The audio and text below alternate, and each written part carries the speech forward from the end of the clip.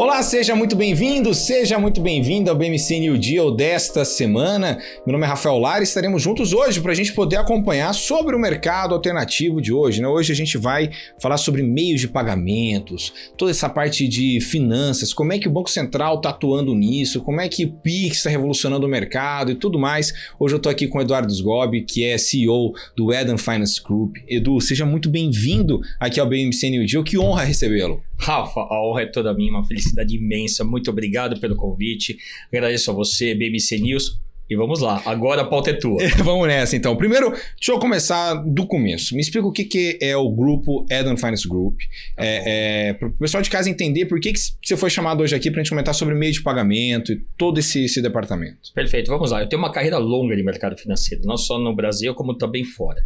O grande ponto, o que é? Nós sempre atuamos atendendo, pelo menos o segmento que eu atuava, isso no Sul da América, eu digo que bancos que não existem mais, né? Sul da América, Banco Francês e Brasileiro, Banco ABN Real, a gente sempre teve uma linha voltada para atender varejo e empresas de médio porte. Então, quer dizer, a gente conseguia ir pelo varejo atender os pequenos e empresas de médio porte que precisam de um atendimento diferenciado e muitas vezes não tem, porque os bancos, no contexto geral, gostam de atender os clientes que eles chamam de corporate, né? Muito faturamento, muita rentabilidade e os clientes que pagam a conta ficam desassistidos.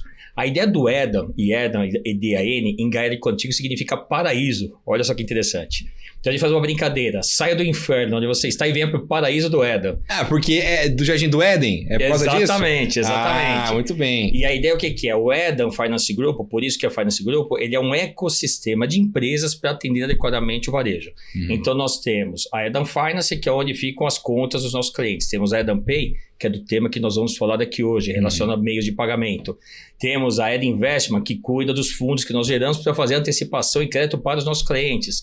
Temos a FX, que é uma corretora de câmbio. E por aí vai. São 7 no grupo. Nossa senhora, são 7 coisas tão diferentes que a gente pode comentar aqui hoje. Então, vamos começar pela Eden Pay, que é o que a gente estava explicando. Me conta um pouco como é que vocês atuam nessa área de meios de pagamento. Como é que os meios de pagamento têm mudado ao longo do tempo? A gente veio agora de uma revolução muito rápida, principalmente nesses últimos 10 anos. Nem 10 anos. O Pix não tem 10 anos. Não. Então, assim, e todo mundo usa Pix. Então. Posso falar a data do Pix? Por 16 favor. de novembro de 2020. Nossa, faz nem 4 anos, 5 anos. Por que 16 de novembro? Porque é o aniversário da minha irmã. Sheila, querida, um beijo enorme, né? Vou mandar aqui fazer isso. Manda, isso então, é bom. Eu me esqueci dessa data por conta disso. E por conta também que foi o ano da pandemia, né? Mas o Pix, ele é recente. Então assim, imagina, em menos de 5 anos o Pix já está em todo lado. Então assim, como é que esse meio de pagamento ele meio que alterou a cabeça do consumidor, mas eu também queria entender como empresa, como é que isso alterou a cabeça de vocês de como vender produto, como é que vocês foram se adequando a essa nova rotina? Eu acho que a gente pode quebrar talvez em 2 pilares, Rafa. Primeiro eu vou falar do ponto de vista social, que eu acho que é importante falar de como a comunidade, a sociedade brasileira acabou adotando o Pix e as vantagens que ele traz para o mundo corporativo. Do ponto de vista social, o Brasil é um país de desbancarizados, quer dizer, esse é um tema que a gente tem falado há muito tempo, uma preocupação não somente do Banco Central, mas de toda a sociedade, porque a hora que você leva a sociedade para a bancarização, é empoderamento, é valorização das pessoas, e o grande ponto é que, na maioria das vezes, o que nós tínhamos era um sistema que era caro para as pessoas mais humildes do país. Quando nós tivemos o advento da entrada das fintechs, já teve um barateamento gigantesco, porque tem muitas fintechs que oferecem contas com mensalidade zero. Mas ainda assim, essas pessoas não tinham direito a um cartão de débito, um cartão de crédito, porque ainda tinha que muitas vezes trabalhar com o conceito de limite. Quando você vem com o Pix, você está transformando aquilo que ela pagava no meio físico, a moeda, da maneira monetária, começa a ir para o meio digital. Olha a vantagem que a gente tem. Além do mais, tem uma redução gigantesca do Banco Central com a emissão de papel, moeda, que a gente acaba perdendo por aí. Então, levar esse conceito da digitalização para a sociedade é extremamente importante para o desenvolvimento do país como um todo. Então, o conceito do Pix está muito nesta linha. Por favor, continue. Você ia completar. Do ponto de vista empresarial, corporativo, você imagina o seguinte, nós tínhamos ali a TED, que levava um tempo para fazer liquidação. Antes disso, nós tinha o DOC, lembra? Tinha o DOC que caía no dia seguinte. Você pagava hoje, saía da sua conta, quem ia receber somente no dia seguinte. tudo isso traz um custo nas transações.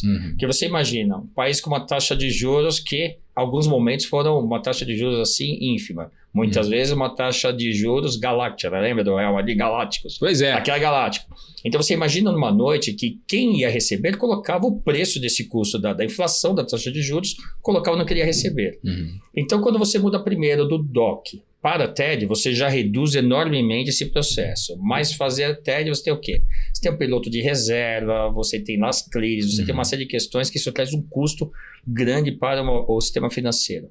O Pix, diferentemente disso, ele é basicamente pilotado pelo Banco Central, ou seja, é centralizado. Isso faz com que cada transação em Pix ela seja liquidada em 10 segundos.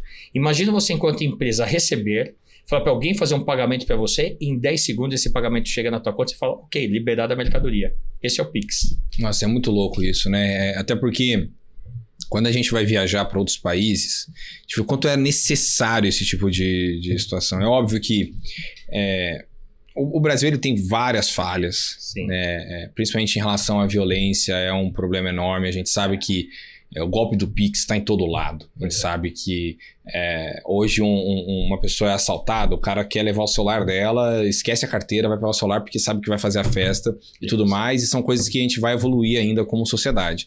Mas quando você vai para outros países, cara, eu fui para os Estados Unidos ano passado. Tenta fazer uma transferência lá nos Estados Unidos, quando você quiser. É rudimentar. Não, você fala assim, cara, pô, eu tô em 1.500 aqui, não é possível, cara. Tipo, você não consegue, assim, é muito complicado. E é muito louco, porque você vê uma sociedade que já se desenvolveu tanto em tantos aspectos e que não, sabe, o Pix, por exemplo, pra gente é uma coisa tão rápida, cara, todo mundo, assim, pô, só faz Pix, isso é de uma maneira tão micro também, a gente tem microempreendedores aqui na BMC, às vezes aparece, o pessoal, pô, vou vender brigadeiro, vamos supor, né, isso sempre tem, né? Nas empresas tem enrolado muito isso, o cara aparece com queijo, brigadeiro e tudo mais, o cara não leva mais maquininha de cartão. Não. Porque vai no Pix, cara. Isso. Entendeu? Resolve. Então, como é que você vê essa rotina da pessoa sendo alterada? Ou seja, não é só uma questão dos bancos lucrarem mais. É uma questão de você poder facilitar o empreendedor também a poder gerir seu negócio. A sociedade como um todo, né, Rafa? Esse é o ponto principal. Então, vamos lá. Dos temas que você falou, da sua experiência nos Estados Unidos, você vai para a Europa, não é diferente, para a Ásia também não, por um único detalhe. O sistema financeiro brasileiro é o mais moderno do planeta. Eu não estou brincando. Se você puxar várias reportagens, que eu tenho falado isso há mais de 10 anos, talvez no Brasil nós não tenhamos essa percepção do que é o nosso sistema financeiro, mas o sistema financeiro brasileiro, ao longo do tempo, ele foi se modernizando de tal forma que ele ultrapassou a grande maioria dos sistemas financeiros do mundo. E é por isso que a gente tem tanta confiança hoje a ponto de ter um Banco Central independente. Então esse é um ponto que a gente pode levar em consideração e esse é um orgulho do Brasil a gente pensar dessa forma, né? Total. Então esse é um ponto importante. Quando você fala, por exemplo, do golpe, do golpe que tem no mercado. Golpe contra quem tem conta corrente, contra quem não tem conta corrente, contra a sociedade como um todo, ele acontece de toda forma. Onde é que você começa a mitigar esses golpes? Na conscientização das pessoas. Então esse é um trabalho que a sociedade como um todo a gente precisa fazer, que muitas vezes quando alguém manda um link para você, olha, acesse o link para você ver alguma coisa. É alguém que você não conhece. Você acessa o link, ele invade ali o teu celular, ele coloca ali um cavalo de Troia e ele pega todas as informações. Ou muitas vezes telefona para você e fala, olha, tem uma situação aqui que acabou raptando A, B, C, e você tem que pagar. E a pessoa acaba achando que quem está na outra ponta é quem ela realmente conhece e paga. Quer dizer, então esse é um problema que, de novo, aquilo que nós falamos no início. É um problema do Brasil que não é um problema do mercado financeiro somente. É um problema de todos nós, enquanto sociedade, a questão da segurança, isso é o que a gente tem que tratar. Não, pode ir. Pode falar. Não, é que eu ia só complementar essa questão, porque isso é uma coisa até o pessoal de casa ficar muito de olho, e é uma coisa que a gente sempre traz muito alerta aqui. Tome cuidado com estelionatários. Estelionato é um saco, assim, e golpe do Pix é uma coisa que a gente vê direto. Eu já trabalhei em rádio, assim, que você vai vendo crime dia a dia. É todo santo dia. Então, ó, você que usa aplicativo de relacionamento amoroso, certo? Não tem nada de errado com nisso, mas tome muito cuidado, certo? Vai marcar encontro com alguém, marque em algum lugar público, sabe? Não vai buscar a pessoa longe, num lugar que você não conhece. Sempre desconfie bastante das coisas. Por quê? Porque aí gera o golpe do amor, que é o golpe do Pix, só que para a versão de relacionamento amoroso. Você vê como é que bandido pensa na coisa toda. Segundo ponto, ligaram para você falando do seu banco, olha, aqui é da central do banco, sei lá o que, tem uma compra variada na Casas Bahia, sei lá, e assim, eles estão profissionais, tá? Uma vez, uma atendente me ligou assim, eu quase caí porque ela passou 30 minutos, ela tava confeccionando o boletim de ocorrência comigo, no celular. Não, senhor pode ficar tranquilo que a gente vai estar junto nessa. Aí, por sorte, por uma pura sorte, eu pensei assim, não, peraí, cara, caiu a ligação. No que caiu a ligação, eu liguei pro meu gerente, o cara falou, Rafael, você tá louco? Eu falei, olha, cara, quase que eu caí. E eles estão muito ardilosos. E o terceiro é o que o Edu falou. Não sai clicando em link. Certo, o link é um saco. Ter antivírus no celular também. Antivírus é muito importante. Porque um dado que eu não sabia que um amigo meu que é de segurança digital me contou, hoje é muito difícil um hacker conseguir invadir um celular. Assim, por exemplo, para a polícia conseguir pegar o celular de algum bandido, né? Enfim, o cara tem um iPhone lá e ela precisa rastrear. O cara, a polícia vai passar uns 6 meses pra tentar pegar algum dado pra tentar entrar no iPhone do cara com ordem da justiça. O bandido só consegue se você abrir a porta e a porta é o link.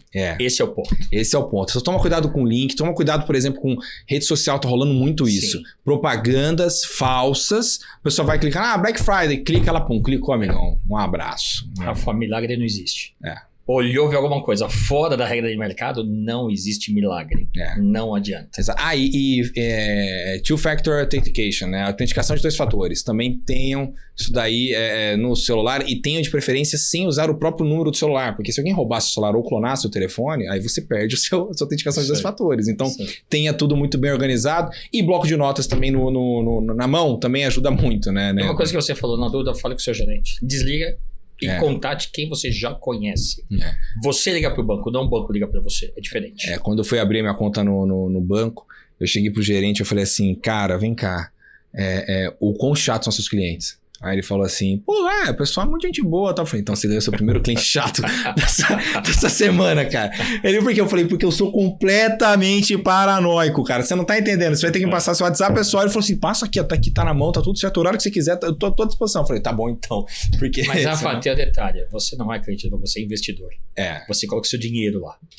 Então, essa é uma questão que acho que assim, dentro do EDA, a gente leva muito isso a sério. Começou a falar cliente, não, investidor. O principal investidor é aquele que está tendo dinheiro do seu bolso, da sua casa, está colocando aqui, está confiando ao EDA a propriedade de guardar e de proteger os seus recursos.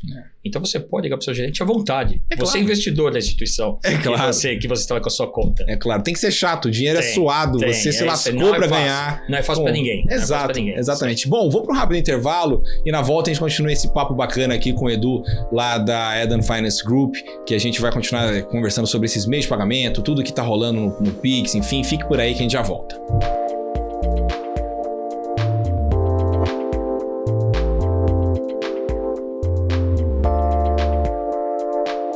Bem-vindo de volta, aqui é o BMC New Deal desta semana. Eu tô falando com o Edu Sgobi, lá do Eden Finance Group. Edu, me fala um negócio, vamos continuar falando sobre Pix. Claro. Tecnologia nessa área.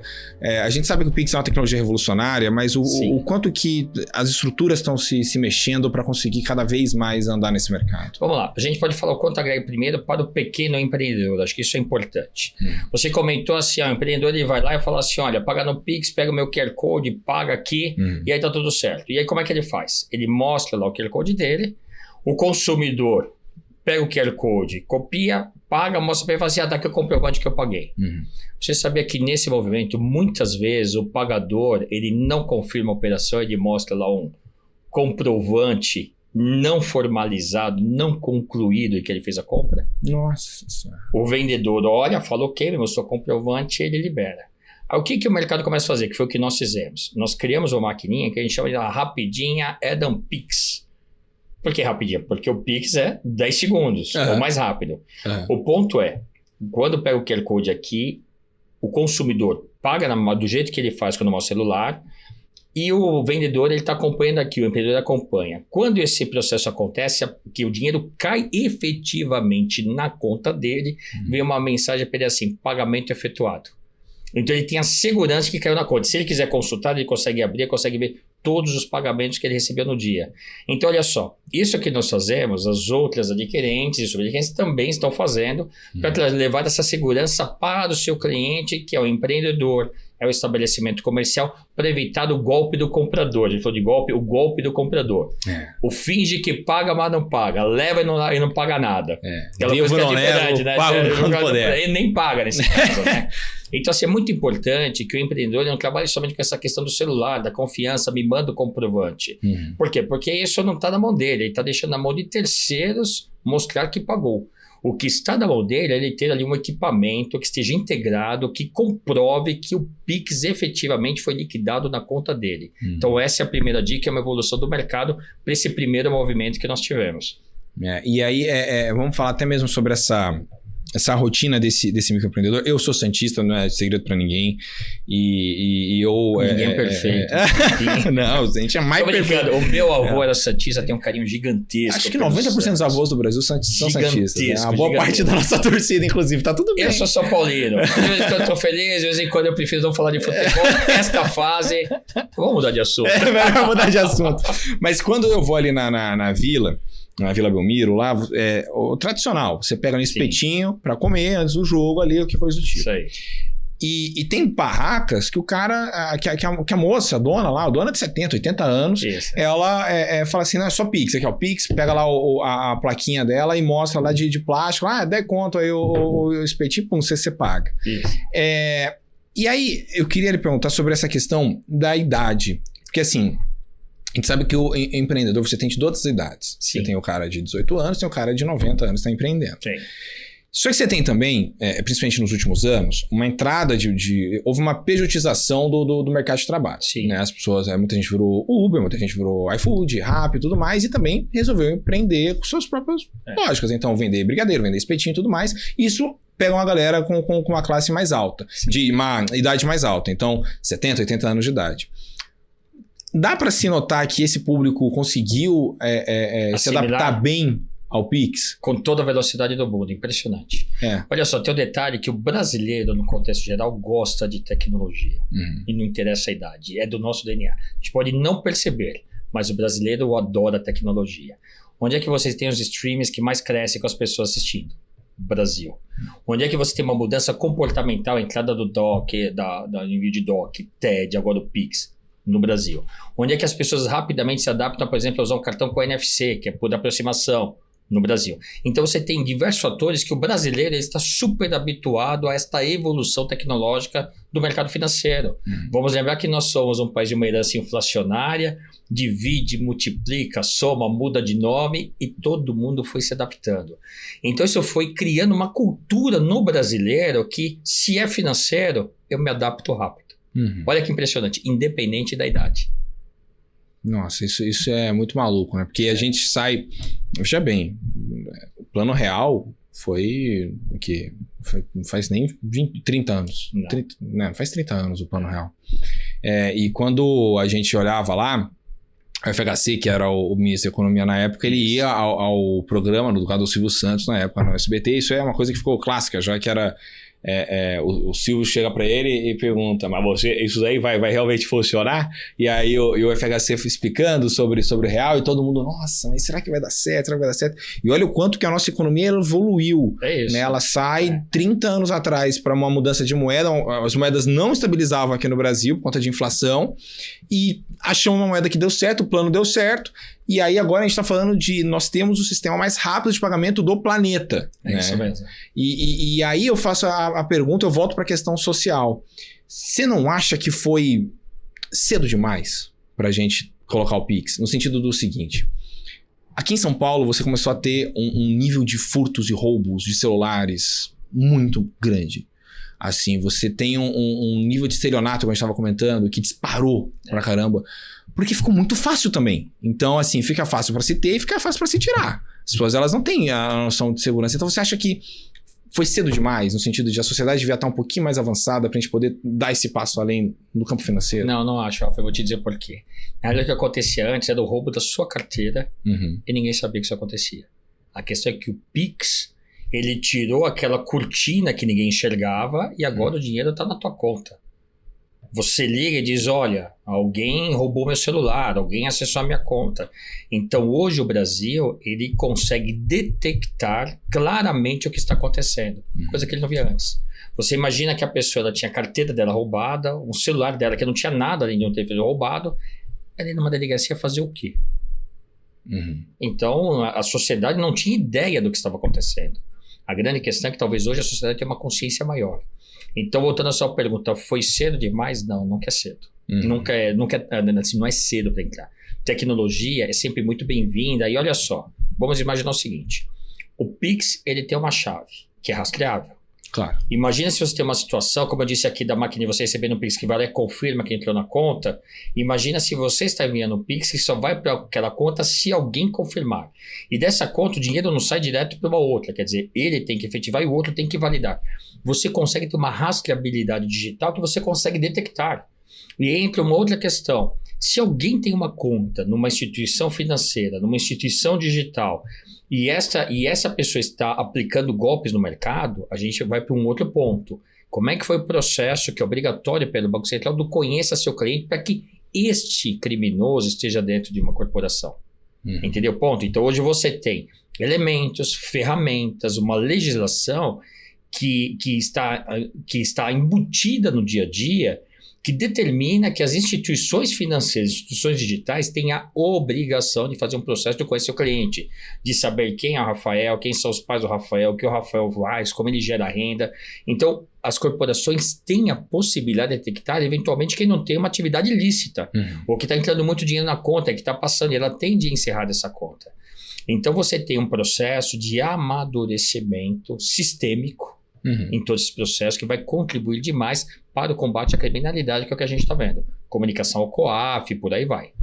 Pois é. E aí tem a questão também de o quanto que o Banco Central tem que avançar agora em quesito de conseguir rastrear a grana que está sendo roubada, né? Porque muitos casos a gente vê que o cara perdeu a grana, perdeu para sempre. E se a gente tem noção de rastreabilidade, por exemplo, com blockchain você conseguiria determinar... Pô, blockchain pega a transação do Bitcoin o ano inteiro de países, pô. Não é possível que a gente não consiga utilizar blockchain para utilizar no Pix, né? Ou tô maluco. A gente vai para um tema ainda melhor. O Banco Central ainda não lançou, mas lançar o DEX. Eu falo DEX. O DEX o que é? É uma plataforma que está chamando do Real Digital. Por que o Real Digital? Porque todas as operações passam a ser registradas naturalmente dentro da estrutura. Mas hoje, olha só, toda instituição financeira tem 100% das operações registradas. As instituições financeiras, instituições digitais, elas têm a obrigação, se detectar algum movimento que não seja compatível com o cliente, a fazer uma comunicação para o COAF. Então, do que você falou assim, o blockchain não mudaria muito do que nós já temos hoje. De novo, nosso sistema é super avançado, super registrado, nós sabemos a trilha. A questão é ter o aprimoramento para detectar quem que é o beneficiário final, que é o que está sendo avançado desse processo que nós tivemos aqui o tempo todo. E o Pix ele traz em outras vantagens. Olha só, nós falamos aqui da questão do Pix, do pagamento, por exemplo, para o pequeno empreendedor. E você tem outros temas que estão surgindo. Então, por exemplo, eu falei que nós temos aqui no EDA a rapidinha Pix do EDA, que é somente uma maquininha de Pix. E por quê?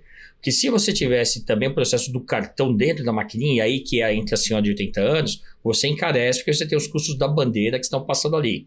Então, seja lá qual for a bandeira, isso encarece o processo. Quando você faz uma maquininha somente com Pix, fica muito mais barato para o empreendedor ter aquela maquininha, porque é somente ali o custo da transação. É muito menor do que ele está pagando uma taxa de 1%, 2%, 3%. Quando a gente tem um avanço, que a gente está falando aqui do Pix parcelado ou do Pix programado, todos estão surgindo, se a gente olhar, a gente está começando a baratear como um todo, porque se você fala do Pix, o pagamento substitui o cartão de débito. Por que ele ainda não substituiu com tanta força? Porque quando você vai pagar o Pix, você é obrigado ainda a abrir o app do seu banco para poder pagar em Pix. Ou seja, você olha, você tem alguém aqui que vai enxergar a minha conta. Agora o Banco Central está trabalhando para o final do mês de fevereiro lançar o quê? Lançar o Pix por NFC, que é por aproximação, que você tem o cartão por aproximação, o que vai facilitar demais a sua vida. No nosso caso, nós criamos uma tecnologia que o QR Code você não precisa abrir o seu app. Você entra lá e você consegue pagar. Estamos lançando, por exemplo, agora Wearables. Wearables é um anel, uma camisa, que eventualmente você pode ter um chip lá e você consegue acessar ali através de uma visão de um cartão pré-pago, você consegue abastecer por Pix e pagar para levar segurança para a pessoa. Então você carrega provisoriamente no cartão pré-pago R$100. Ninguém vai levar mais R$100. Você aproxima, você paga acima, você é obrigado a pôr a senha. Então são coisas que a gente está desenvolvendo que vai melhorar bastante. Outro tema que entrou no dia 3 de fevereiro no mercado, o BolePix, que é o famoso código de barra, só que também agora com Pix embarcado para as empresas. E olha a importância disso. A empresa, quando ela tinha você pagando, por exemplo, um boleto pelo código de barras, o que acontecia? Saia da sua conta agora, ia para um processo de compensação e entrava 24 horas depois na conta da empresa. Olha a perda financeira desse processo. Quando você tem ali o Pix embarcado, é mais barato o processamento. E em quanto tempo o dinheiro entra na conta da empresa? 2 segundos. Tempo real, instantâneo. Então, olha como esse processo ele vai agilizando bastante tudo que nós temos. Então, essas transformações, elas não são prematuras para entrar no mercado. Nós estamos no momento certo da história. Só para você ter uma ideia, a Reuters publicou, pode falar da Reuters aqui. Claro que pode. A Reuters publicou em junho deste ano que para comércio eletrônico foram 30 bilhões de dólares em operações liquidadas em Pix. 30 bi de dólares? De dólares. Nossa. Em Pix. Nossa. Então você imagina assim, o tamanho da força que o Pix tem na economia como um todo. E tem outras coisas que vão ser desenhadas ao longo do tempo. Vou te dar um outro exemplo. Nós estamos sendo um piloto, isso aí em primeira mão para você, ó, viu, Rafa? não, então falei vamos para segurar ninguém, aqui. Não falei para ninguém. Então vamos segurar aqui. Ó, no próximo bloco a gente vem com a grande revelação, então, exclusiva aqui no BMC New Deal. Fico por aí.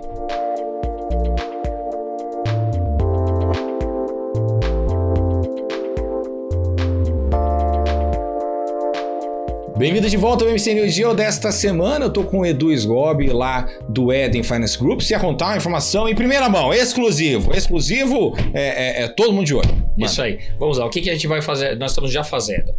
Nós estamos conversando com os nossos associados que estão no Chile. Estamos conversando com algumas vinícolas pelas salas que nós estamos chamando de EasyPix. EasyPix. O que é o EasyPix?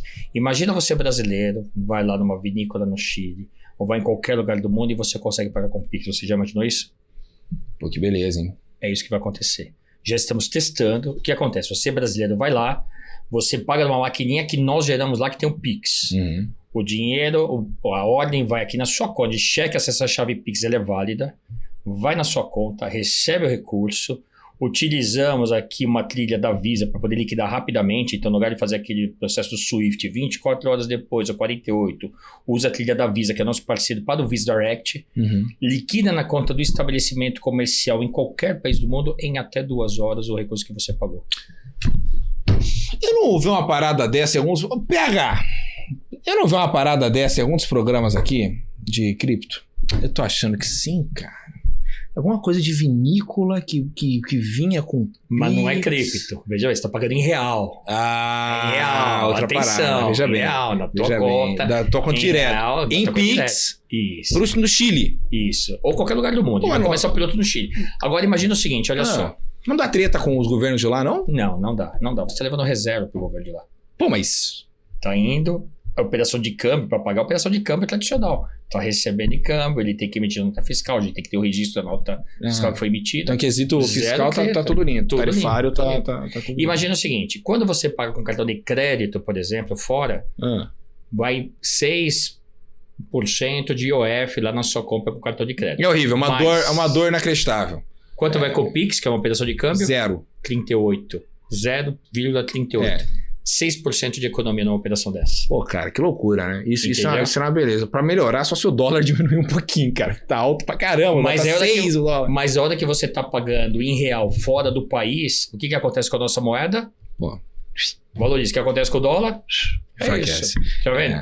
Então, olha só, como um efeito Pix, ele contribui globalmente, inclusive com a valorização da nossa moeda.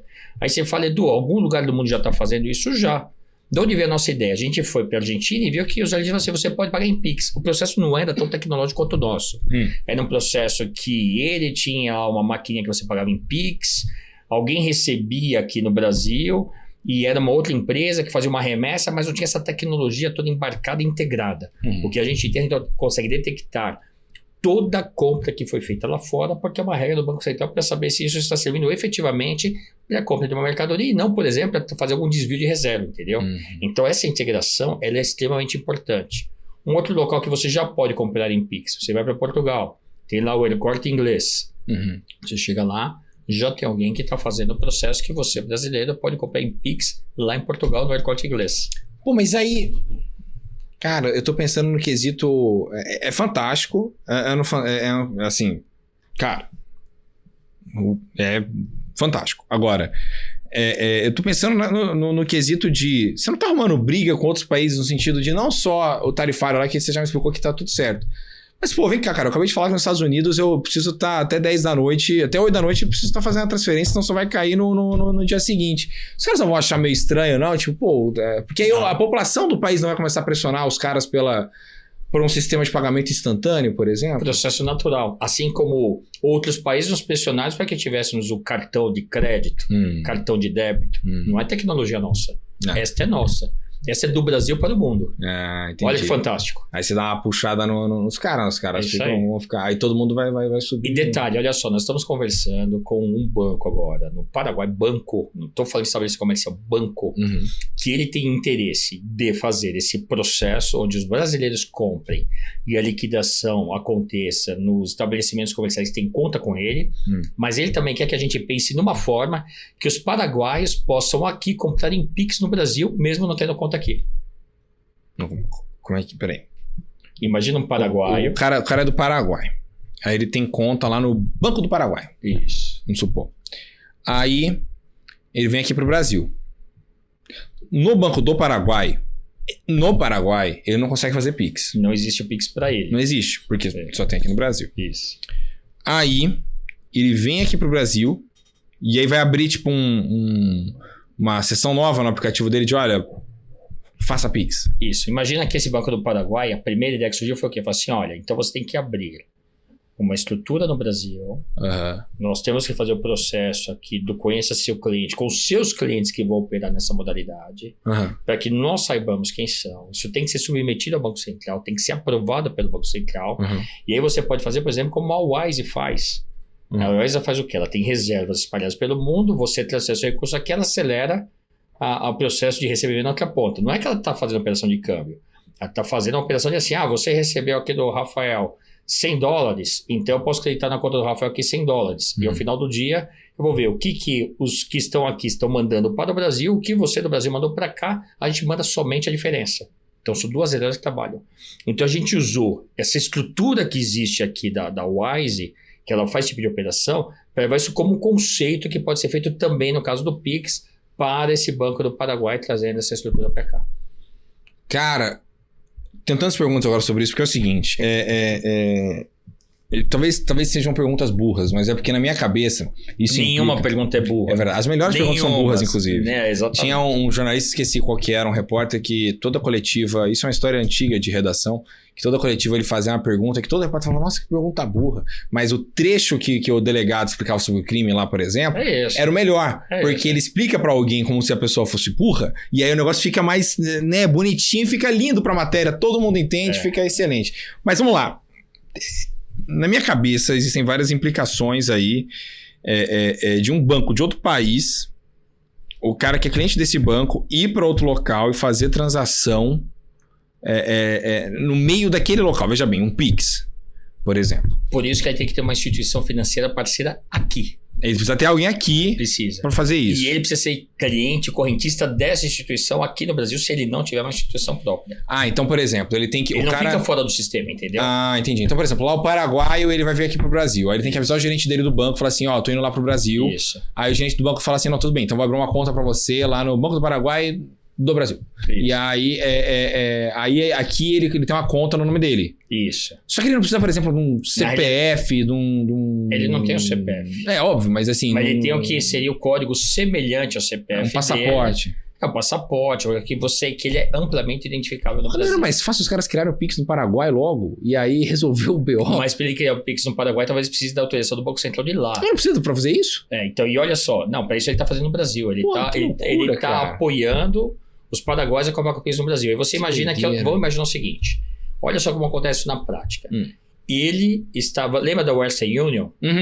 Ele está remetendo da conta do cliente dele uma ordem de pagamento para o cliente dele utilizar no Brasil, identificável. Tá.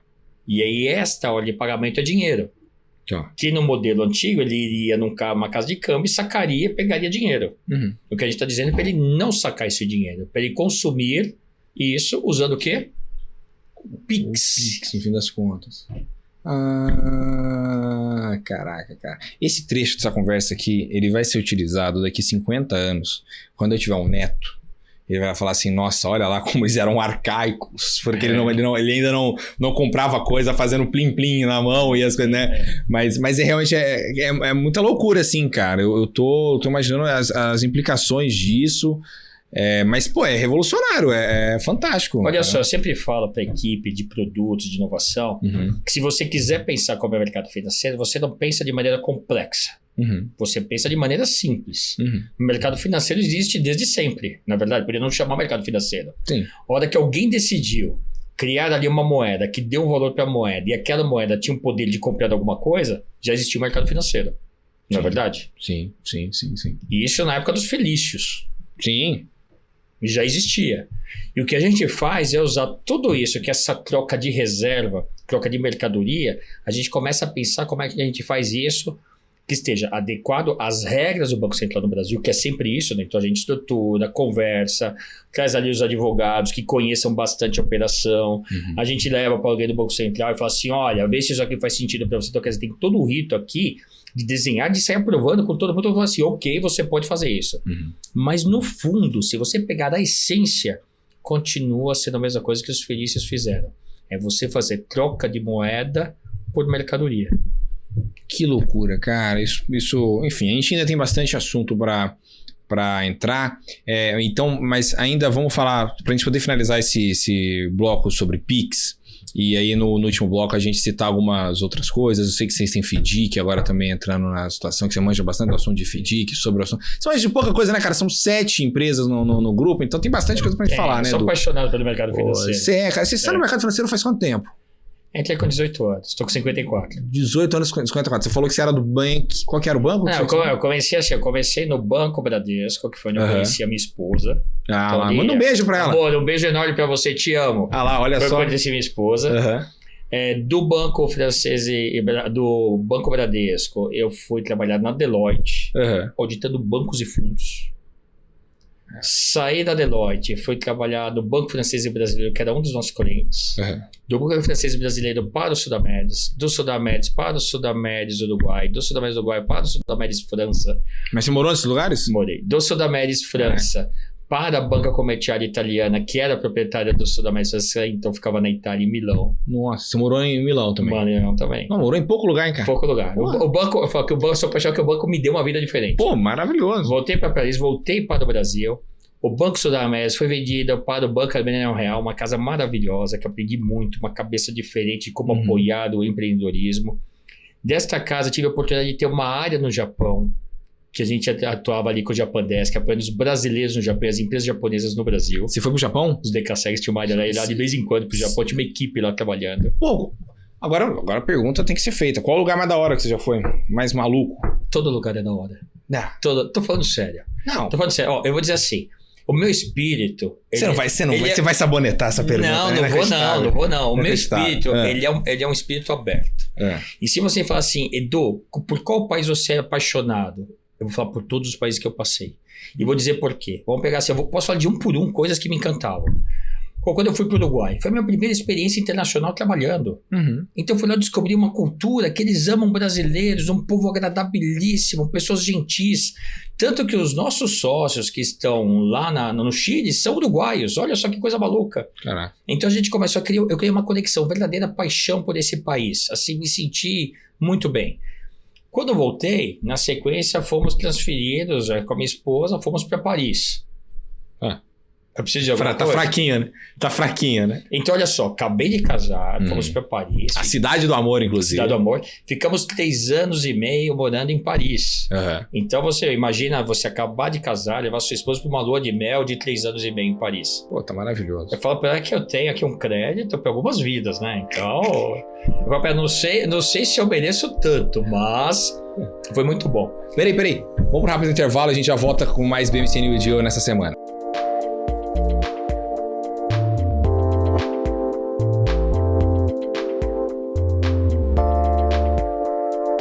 Bem-vindo de volta ao último bloco aqui do BMC New Deal de hoje. Muito bacana com o Edu Sgobi lá do Eden Finance Group. Edu, você estava me contando então. Aí você foi.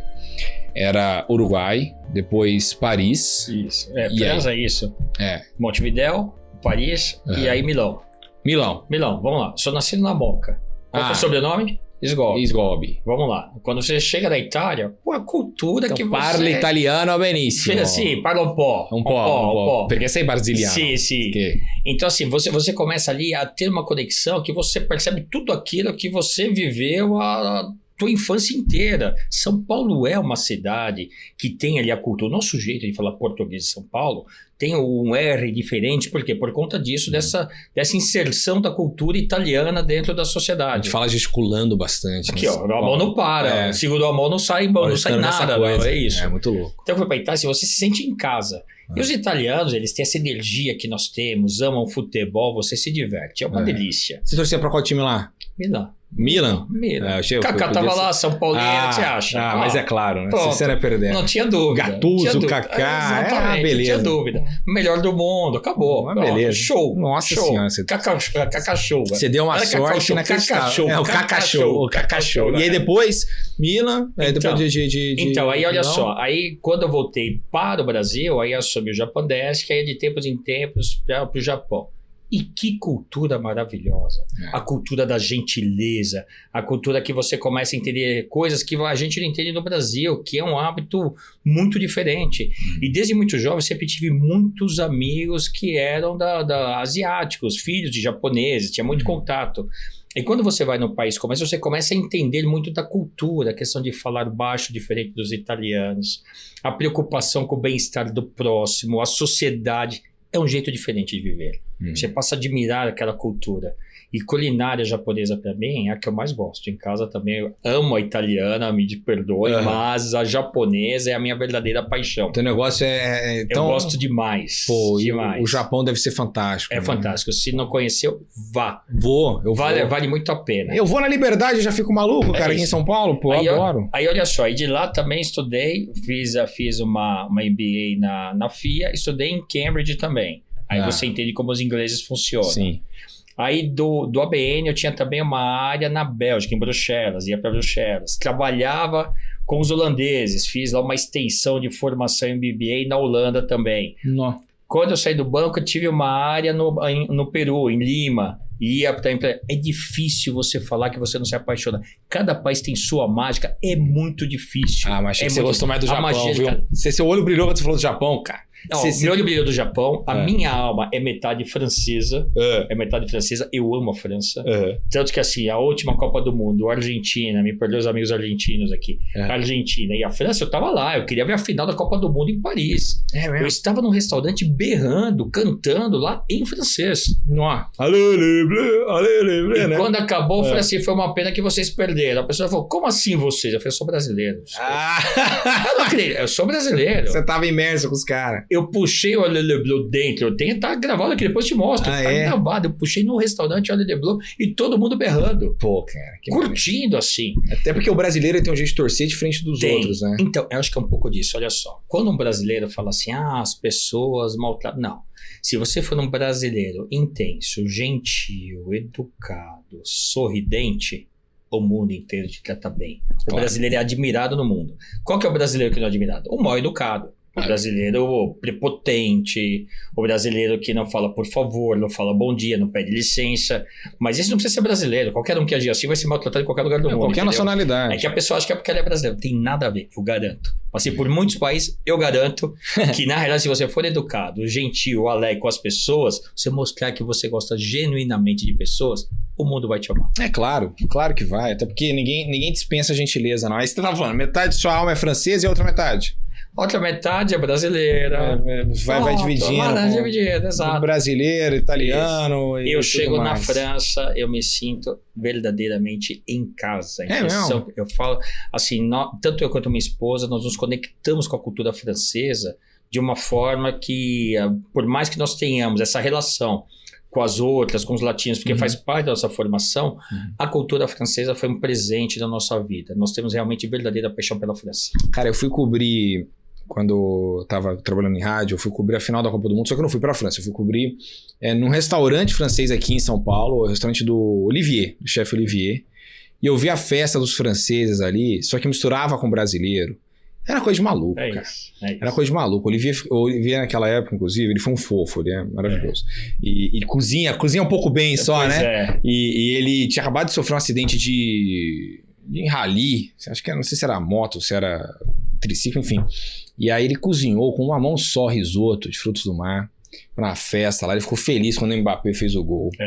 E aí, não, vamos fazer outro, que outro risoto. Tá, cara, eu sei que as pessoas foram comendo, foram bebendo, foi uma festa, assim, cara, impressionante. Foi uma tristeza quando a Argentina ganhou. Eu sei que você tem amigos argentinos, eu não tenho. Assim, pra mim, inclusive, é o maior absurdo como brasileiro chegar a uma Copa do Mundo e ter brasileiro que torce pra Argentina. Porque não tem argentino que torce pra brasileiro. Estamos juntos. Entendeu? Não tem, cara, não tem argentino que torce pra brasileiro e fala assim, ai, não, eu queria muito que o Neymar fosse bem. Não tem, cara, desculpa. Não tem. Entendeu? Então, como o brasileiro tem essa coisa, né?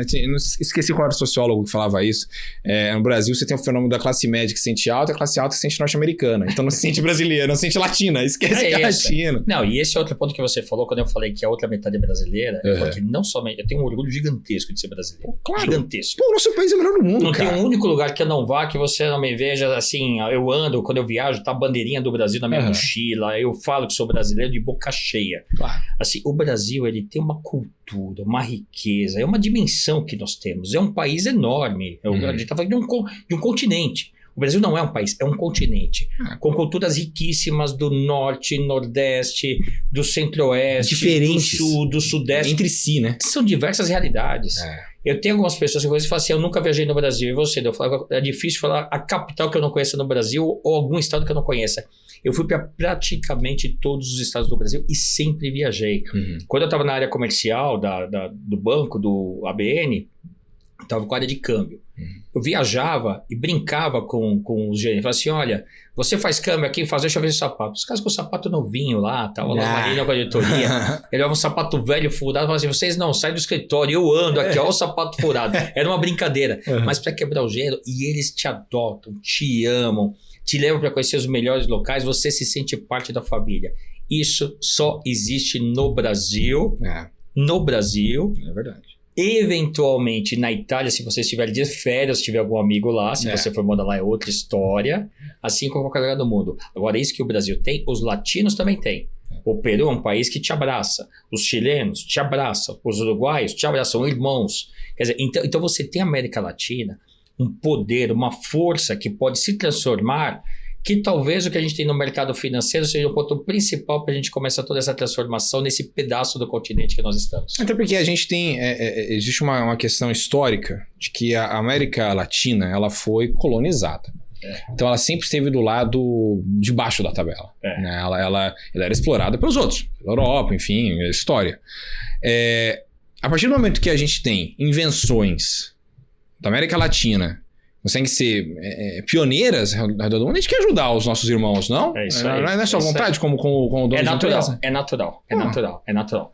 A partir do momento que a gente começa a trabalhar e nós começamos a nos entender, fazer parcerias, olha a potência que nós temos na mão. Total, cara. Vamos lembrar que a Europa Ocidental cabe dentro da Amazônia brasileira. Total. Isso é muito louco, né? Se olhar o mapa, a Europa é gigantesca. Mas é que o mapa é eurocêntrico. É isso, aí você muda, assim, você coloca na proporção adequada, a Europa inteira cabe dentro da nossa Amazônia. Para se ter uma ideia do tamanho que é o Brasil. A França é do tamanho da Bahia. Portugal, que é um país que eu adoro, meu filho estuda lá, tem 10 milhões de habitantes.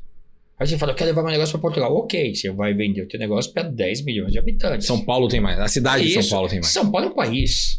São Paulo, a economia de São Paulo é equivalente à economia da Argentina.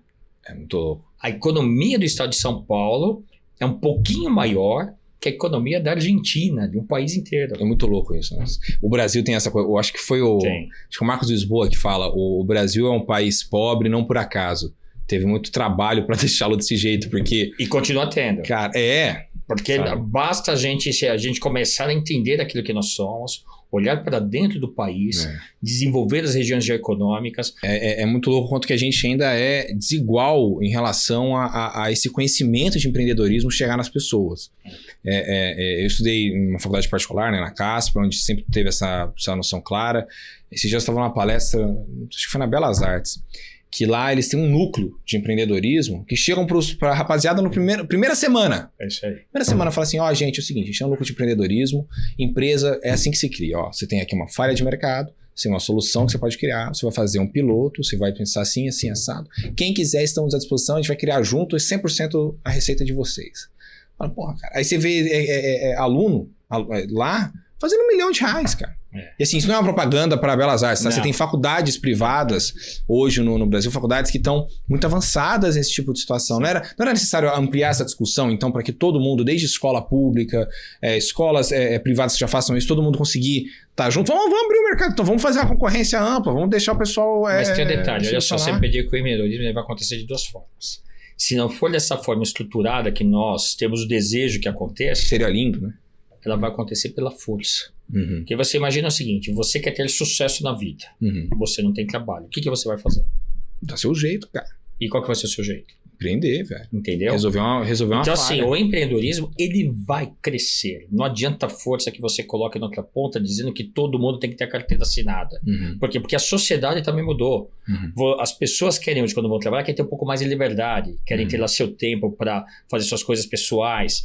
Querem ir para sua academia. Querem ler um livro. Querem passear. Não dá para fazer isso trabalhando como empregado. Você obrigatoriamente começa a olhar o empreendedorismo como uma forma, um estilo de vida. E é aí que a gente começa a transformar como um todo. E é por isso que essa economia cresce. Todos os dias, independente do que aconteça. Graças a Deus. Edu, foi um prazer lhe receber. Muito obrigado. Boa sorte lá na Eden. Conte conosco aqui, viu? No Eden, conte conosco aqui na BMC. Muito obrigado. Obrigado pela gentileza, por me receber tão bem nessa casa, por essa conversa maravilhosa, que podemos continuar no dia que você quiser. Nem falamos dos fundos, tem tanta coisa para falar, e a gente engatou aqui numa questão social. E foi embora. Empreendedorismo que foi, mas foi uma delícia. Valeu demais. Obrigado. Volte mais vezes, então. Muito obrigado. E a você que nos acompanhou no BMC New Deal desta semana, muito obrigado pela sua presença. Reforço o convite, né? Siga a BMC nas redes sociais. Estamos em todo lado. Twitter, Facebook, TikTok, LinkedIn. LinkedIn, inclusive, tem colunas lá exclusivas no portal da BMC, no YouTube também. Siga lá o nosso canal, se inscreva. Enfim, estamos em todo lado. Você só vai ficar mal informado se você quiser, porque a BMC está do seu lado para te dar informação de qualidade sobre o mercado financeiro, sobre política, sobre geopolítica, enfim, tudo a gente tem aqui na BMC News, tá certo? Eu vou ficando por aqui e já espero vocês na semana que vem com mais BMC New Deal. Até mais, pessoal. Tchau, tchau!